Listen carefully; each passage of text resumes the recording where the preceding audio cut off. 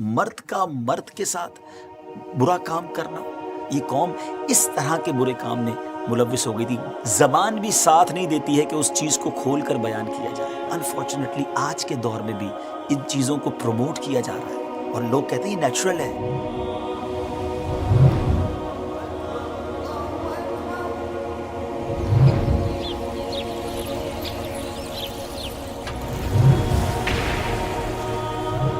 السلام علیکم ورحمۃ اللہ وبرکاتہ۔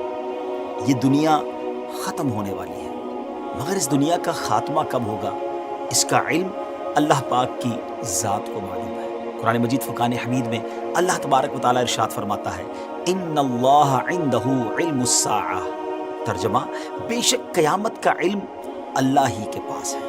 رب العالمین نے اپنے محبوب حضرت محمد مصطفیٰ صلی اللہ تعالی علیہ وسلم کو قیامت کب قائم ہوگی اور اس کی نشانیوں کی خبر دی ہے۔ انہی نشانیوں میں سے آج ایک نشانی کا ذکر ہم آپ کے لیے اپنی ویب سیریز قیامت کی نشانیاں میں لائے ہیں۔ ناظرین، وہ نشانی کیا ہے؟ ایک عجب سا ورڈ ہے، مشکل ورڈ ضرور ہے، میں اس کا معنی بھی آپ کو بتاؤں گا اور پھر اس بارے میں مزید بات کریں گے۔ آج جو قیامت کی نشانی ہے وہ ہے قذف۔ تھوڑا مشکل لگ رہا ہوگا۔ قذف کے معنی ہے پتھروں کی بارش ہونا۔ جی ہاں، آسمان سے پتھر سٹونز لائک اے رین وہ برسے ہیں اور قیامت سے پہلے برسیں گے۔ پہلے کب برسے ہیں؟ یہ پہلے کب ہوا ہے؟ آپ کو لے کر چلتے ہیں ہسٹری کے ایک ایسے ہسٹوریکل واقعے کی طرف، ایک ایسے تاریخی واقعے کی طرف جس کا ذکر قرآن میں بھی موجود ہے، اور وہ عجوبہ، وہ جگہ آج بھی دنیا کے لیے ایک عجب سما پیش کرتی ہے۔ ونڈر آف دا ورلڈ میں اس کو شامل کیا جاتا ہے۔ وہ کیا ہے وہ بھی آپ کو بتانا ہے۔ ہمارے ساتھ رہیے اور ایسا کیجئے، ہمارے یوٹیوب دعوت اسلامی یوٹیوب چینل کو سبسکرائب بھی کر دیجئے۔ ملک شام کا ایک صوبہ ہے حمص، اور اس کا ایک شہر تھا جس کا نام صدوم تھا۔ اسی شہر میں ایک قوم رہا کرتی تھی جس کی تعلیم و تربیت و ہدایت کے لیے اللہ پاک نے حضرت ابراہیم علیہ نبینا علیہ الصلوۃ والسلام کے بھتیجے حضرت لوط علیہ الصلوۃ والسلام کو مبعوث فرمایا، نبی بنا کر بھیجا تھا۔ اور یہ بھی کہا جاتا ہے کہ یہ 5 شہر تھے جن میں سب سے بڑا جو سٹی تھی، سب سے بڑا جو شہر تھا وہ صدوم تھا۔ ان تمام سٹیز کی جو آبادی تھی وہ اباؤٹ 400,000 تھی، یعنی 4 لاکھ لوگ وہاں بستے تھے۔ اللہ تعالیٰ نے انہیں سورہ برات میں موتفقات کے نام سے بھی یاد کیا ہے۔ اس وقت اس شہر کی جو دیہات تھے، جو اس کی سراؤنڈنگز تھی، اتنے بیوٹیفل تھے، سینک ایریاز تھے، وہ لوگ بڑے خوشحال تھے۔ وہاں طرح طرح کے اناج اور قسم قسم کے فروٹس اور میوے بکثرت پیدا ہوتے تھے۔ شہر کی خوشحالی کی وجہ سے کافی لوگ مہمان بن کر ان کی آبادیوں میں آتے اور ان شہر کے لوگوں کو ان کو مہمان نوازی کا بوجھ اٹھانا پڑتا تھا۔ کیسے عجیب لوگ تھے۔ آج مہمان آئیں اور ٹورزم لوگوں کی طرف سے جب آتا ہے تو شہر والے خوش ہوتے ہیں، مگر ان شہر والوں کا مزاج بڑا عجیب تھا۔ انہوں نے جب دیکھا کہ بہت سارے لوگ ہماری سٹی کو وزٹ کرتے ہیں اور ہمیں ان کی مہمان نوازی کرنی پڑتی ہے، تو اب وہ تنگ ہو چکے تھے۔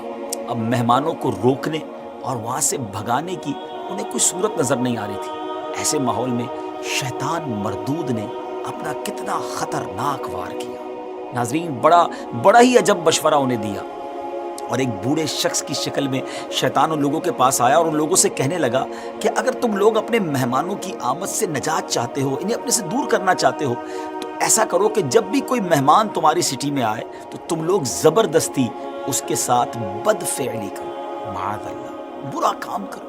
انہوں نے ایسا ہی کیا، اور آہستہ آہستہ یہ قوم جو تھی اسی برے کام کی عادی بن گئی۔ آنے والے ہر مسافر سے یہ لوگ یہ برا کام کیا کرتے۔ حضرت لوط علیہ الصلوۃ والسلام نے ان لوگوں کو برے فعل سے منع کیا، انہیں بتایا کہ یہ بہت سخت گناہ ہے، بڑی بے حیائی کا کام ہے، اللہ کے غضب کو دعوت دینے والا کام ہے۔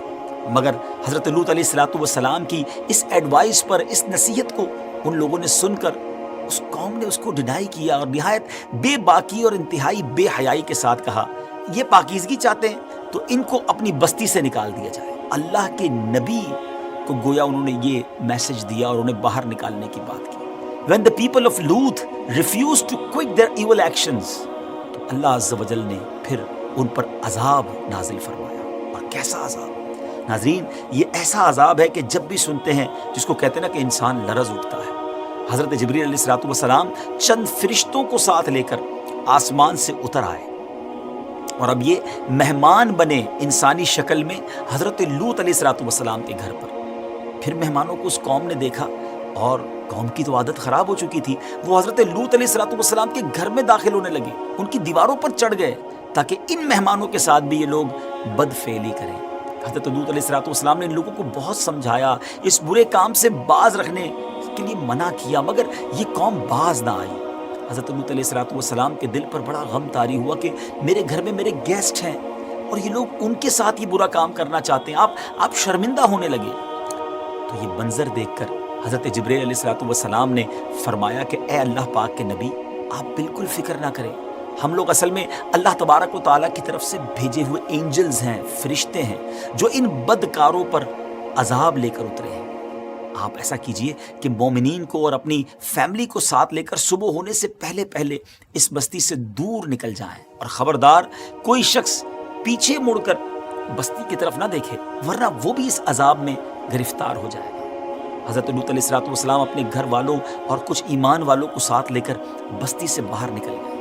اب ناظرین عذاب کا سلسلہ سٹارٹ ہوتا ہے۔ حضرت جبریل امین علیہ الصلوۃ والسلام اس شہر کی 5 بستیوں کو اپنے پروں پر اٹھا کر آسمان کی طرف بلند ہوئے۔ جی ہاں، ساری بستی کو زمین سے گویا نکال لیا گیا، اور پوری اس پارٹ آف دا ارتھ کو حضرت جبریل امین علیہ الصلوۃ والسلام اپنے پروں پر اٹھا کر آسمان کی طرف لے گئے، بہت بلندی پر لے گئے، اور اوپر جا کر ان بستیوں کو الٹ دیا گیا۔ سب سے پہلے ان کے مکانات گرے، پھر وہ خود اوندھے منہ زمین پر گرے، اور یہ بیوٹیفل سینک سٹی جس کو دیکھنے کے لیے دور دور سے لوگ آتے تھے، اس کی آبادیاں ٹکڑے ٹکڑے ہو کر زمین پر بکھر گئی۔ پھر ان لوگوں پر پتھروں کی بارش ہوئی، اور اس زور سے بارش ہوئی، جی ہاں، رین آف سٹونز، کہ قوم لوط کے تمام لوگ مر گئے، ان کی لاشیں بھی ٹکڑے ٹکڑے ہو گئی۔ ناظرین ذرا سوچیں نا کہ یہ کیسا ان نیچرل بیہیویئر ہے، یہ ایک ایسا گندا کام ہے کہ انسان، یہ تو جانوروں سے بھی بدتر کام ہوا نا،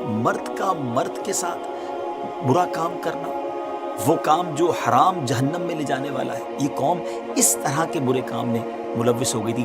کبھی کبھی زبان بھی ساتھ نہیں دیتی ہے کہ اس چیز کو کھول کر بیان کیا جائے، مگر جو عقل مند لوگ ہوں گے وہ میرے اس اشارے کو سمجھ رہے ہوں گے۔ انفارچونیٹلی، جی ہاں، انفارچونیٹلی آج کے دور میں بھی ان چیزوں کو پروموٹ کیا جا رہا ہے، اور لوگ کہتے ہیں یہ نیچرل ہے۔ نہیں جناب، یہ ان نیچرل ہے۔ جانور بھی ایسا نہیں کرتے، تو انسان کو تو اشرف المخلوقات بنایا گیا ہے۔ آج گیز اور لیسبینز کے حقوق کی بات کی جاتی ہے، یہ اللہ کے عذاب کو دعوت دینے والی باتیں ہیں۔ خدا را سمجھیے، ایسی قومیں تباہ ہو گئیں، برباد ہو گئیں جنہوں نے اس طرح کے کام کیے۔ آئیے اپنی اس واقعے کو لے کر آگے چلتے ہیں۔ ناظرین، ابھی پتھروں کی بارش ہو رہی ہے، ہر بندے پر پتھر برس رہا ہے، اور وہ برباد، وہ ہلاک ہو رہا ہے، اس کے پرخچے گویا اڑ رہے ہیں۔ اور یاد رہے کہ ہر پتھر پر آج گائیڈڈ میزائل کی بات ہوتی ہے کہ دنیا اتنی ترقی کر گئی ہے کہ ٹارگٹ سیٹ کر دے، وہ میزائل خود جا کے ٹارگٹ پہ لگتا ہے، مگر رب کے عذاب کے یہ کنکر وہ تھے کہ جن پر ہر شخص کا نام لکھا تھا، اور ایگزیکٹلی، جی ہاں، ایگزیکٹلی وہ عذاب کا پتھر جو تھا وہ اسی بندے پر جا کر گرتا تھا۔ اور ایک عجیب بات بتاؤں کہ جب یہ قوم پر عذاب نازل ہوا نا، تو حضرت لوط علیہ الصلوۃ والسلام کی جو زوجہ تھی، آپ کی بیوی، وہ جب اس نے آوازیں سنی اور لوگوں کی چیخو پکار سنی تو پیچھے مڑ کر دیکھا اور کہا ہائے میری قوم، تو اس کی سزا میں ایک پتھر اسے بھی لگا اور وہ ہلاک ہو گئی۔ اس سے کیا سیکھنے کو ملا ناظرین؟ کہ کسی اللہ والے کی رشتہ داری بھی اس لحاظ سے کام نہیں آتی کہ بندہ دل میں بے ایمان ہو اور کہے کہ میں تو اللہ والوں کا رشتہ دار ہوں۔ یقیناً حضرت آدم علیہ الصلوۃ والسلام کا بیٹا ہی تو قابیل تھا نا، جو کفر پر مرا۔ حضرت لوط علیہ الصلوۃ والسلام کی جو زوجہ تھی، اس کو بھی اپنی قوم سے پیار تھا، تو وہ بھی گویا بے ایمان دنیا سے گئی۔